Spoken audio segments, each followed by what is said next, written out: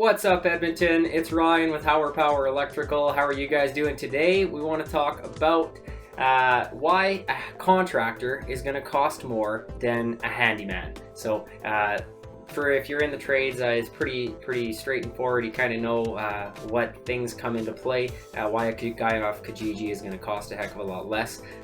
But what value and benefits is going to come from hiring a business to do what needs to be done. So we'll dive right in here. As far as WCB, core certification, licensing, permits, there's so many different reasons why a contractor is going to cost more than a handyman, and why a contractor should cost more than a handyman.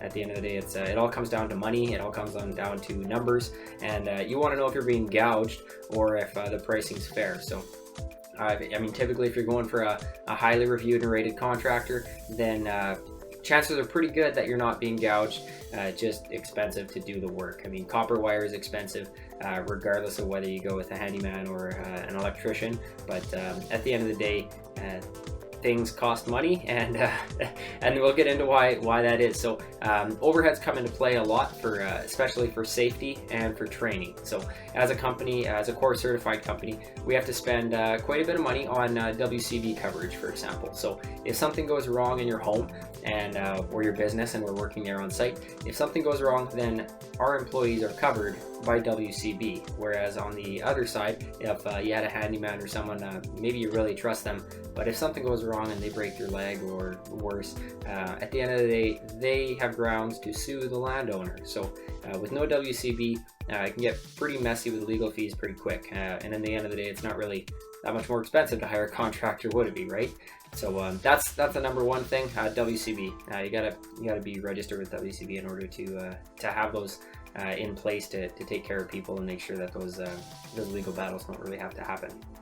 Another thing would be core certification, building off of safety that way. So as a core certified electrical contractor, we have third-party audits of our safety system. So our workers have to perform field level risk assessments, FLRAs, as well as have the training for AWPs, have the training to wear a harness on a work platform on a man lift. So other guys might be able to hop on a lift and work it just fine, and everything goes fine and dandy, but you do that 1,000 times, and one of those times there's going to be an accident.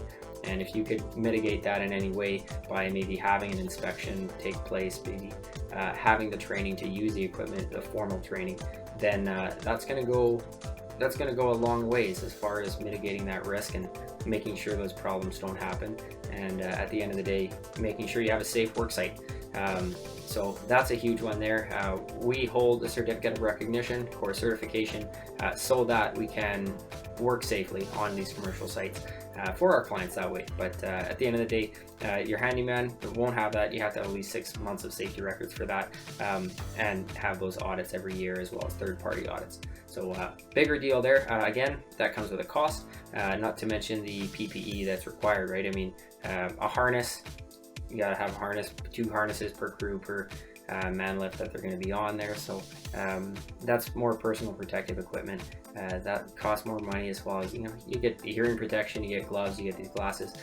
That's all going to play in. So the next time maybe you're with your contractor and you go, why does it cost so much? It's like, well, in the big picture of things, we got to do things safely, and safety comes at a price, unfortunately, but it's a price that should be paid, because at the end of the day, we're not animals here. We want to take care of each other, and at the end of the day, we just want to make sure everyone around us goes home safe. So it does cost money. But another big thing to think of too when you're hiring either contractor or handyman, if you're still on the fence about that, is insurances. So aside from vehicle insurance, right? I mean, they're going to have their personal insurance on their vehicle. We're going to have our commercial insurance on our vehicles.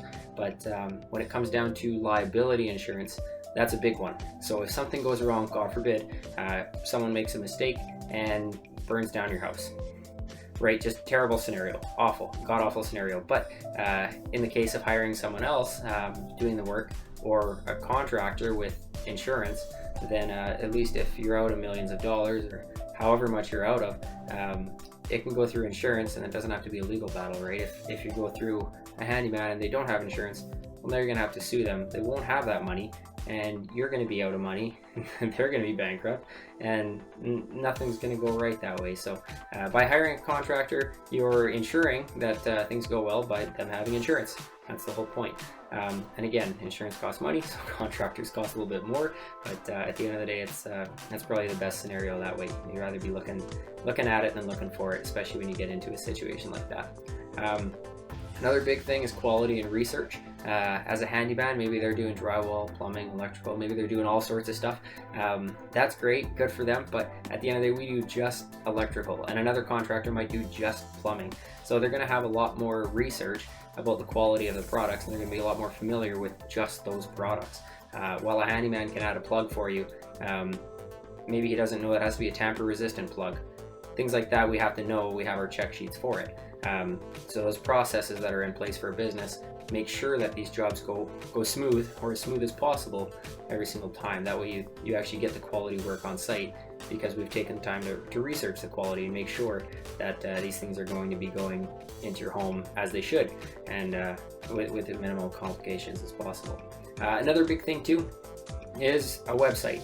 Handyman probably is not going to have a website or any sort of marketing that way, but at the end of the day, you have to be able to find us. We have to be able to show you that we can do the work for you. So to have a website, to have those, to maintain a fantastic Google review rating, that's big, and the website's going to cost money. Well, the Google reviews don't really cost as much money so much, but a handyman won't have those Google reviews, won't have that social proof. Maybe a friend referred him, but it'd be better off if you could see out of hundreds and hundreds of people who was happy and who wasn't happy, and then you can gauge it off of there, right? You can see, look at the best of the reviews, look at the worst of the reviews, and see who wasn't happy, and see why they weren't happy.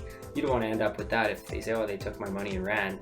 Well, at least now you know. But having the website, again, that costs money to maintain, and that way you can find us so that we can do the work for you, and that kind of has to happen too. So another big thing here, I should have touched on even earlier, was licensing. As a licensed electrical contractor, you know that they're held to those standards, and they're reviewed by maybe the Chamber of Commerce that way, and you know that they're serious and not just going to be a fly-by-night and run away from you after you pay them. So like our electrical contracting company here, we're licensed in Nisku, we're licensed in Leduc, we're licensed in Lac St. Anne, Edmonton, St. Albert, Sherwood Park, Fort Saskatchewan, and every single area is going to have its own licensing fees, and that adds up pretty good. But at the end of the day, when you have your licensing done right, and that licensing is in place, it gives you that another means of insurance that, hey, they're going to do the job, they want to do the job, and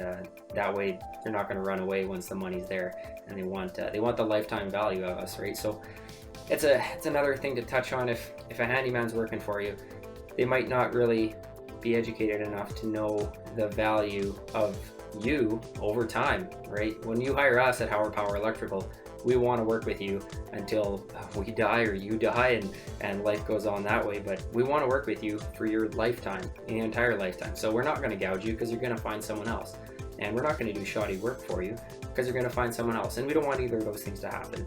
At the end of the day, your clients are the most valuable part of you, and that's what we really believe in here. So if you're hiring a handyman, they might just do it and get out and go spend that money on the weekend, but the whole point behind hiring a business is they want your business, right? So they want to work with you. So that's a big thing there. Another item would be shop fees.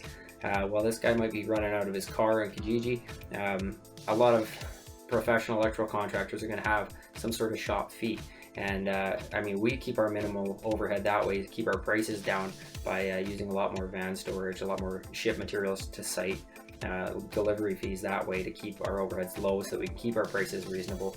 But be aware of that. At the end of the day, your contractor is going to have a shop. They're going to have a brick and mortar location so that they can have all this material in stock and have it all handy, so that when you need something, it's not back ordered for 6 months.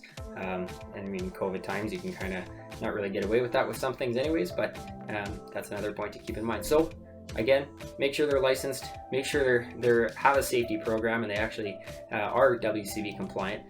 Get your records that way, right? And do your research on a contractor before you pick them. At the end of the day, social proof goes a long way. Whether you have word of mouth, make sure you can read some reviews on them from some sort of quantified source, such as Google. Even Facebook would work too. But have a look, do your research on your contractors before you hire them. And at the end of the day, it's going to be cheaper at first with a handyman, but maybe not in the long run. So until next time, everyone, stay safe. And if you want a free quote from us, give us a call, 780-935-0622. Whatever you got going on, we'd love to see it. We'd love to work with you. Again, my name is Ryan. I'm with Hauer Power Electrical, and stay safe out there, everyone. Till next time.